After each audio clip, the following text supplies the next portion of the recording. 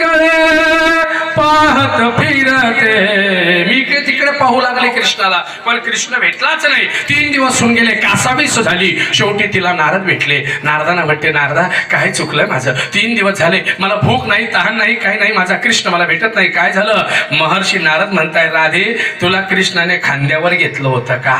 म्हणे हाव. तेव्हा तू काही शहाणपणा केला होता का? म्हणे हाव. बाकीच्यांनी ठेंगा धावला भोग म्हणे परिणाम.